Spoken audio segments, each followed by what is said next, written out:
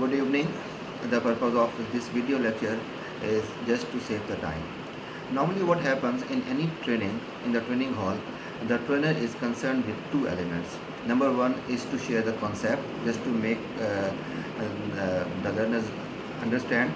And on the other hand, the second element is practice. Half of the time is spent on the sharing the concept, and the remaining time the trainer left with the very short time for the practice. Here I'm just going to change the trend. In fact, I just want the learner must take the concepts, get concepts, and in any video lecture, or it could be with some handouts. And on the other hand, during the training hall, the trainer would focus on the practical work, because practical work is a real learning. On the other hand, the another very important element about this video lecture, it saves time.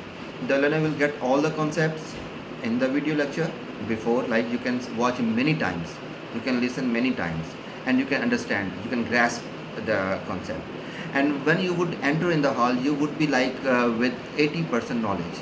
Yes, there could be any like 20% misunderstandings. You might not understand any point.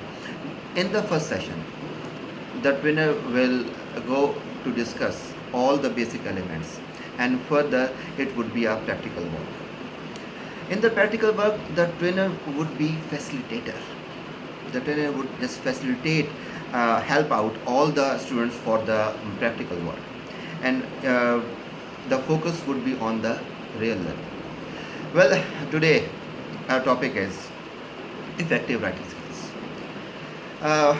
Many students are lacking effective writing skills. Yes, they can write. They write many things. They write in any topic, but this piece of writing might not be effective one. What is the effectiveness? It must be understandable. This is a problem.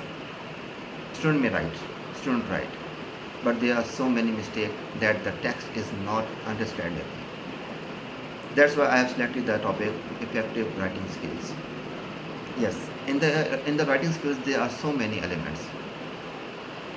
It requires skills and process both. In the skills there are different skills to master. Number one, sentence skills is required. In the sentence skills, phrases, clauses, and sentence, three elements. On the other hand, punctuation skills are required. There are so many punctuation marks that we need to grab for the better effective writing. The next is grammatical skills. Yes, all the grammatical aspects are required. For example, a good grip on the tenses, good grip on parts of speech, like you must know active passive voice and their proper use, etc. This is a big talk. Further, if we talk about the process, yes, many people don't know how to write. They just write it. Like I have experienced many times in the university, I just given a task to my students. Okay, this is a topic today, and you are supposed to write. What they do? They just open their book, any sort of register or notebook, and they just start writing on the topic without any planning. Even students don't know either they should plan or not. Yes, they should plan. Without planning, the piece of writing cannot be understandable. It may lack coherence, it may lack cohesion, it may lack a proper unity in the sentence, in the paragraph. Well, when we talk about the process, it requires like a complete pack, a schedule. For example, there are three major parts. Number one, it is exploring the data.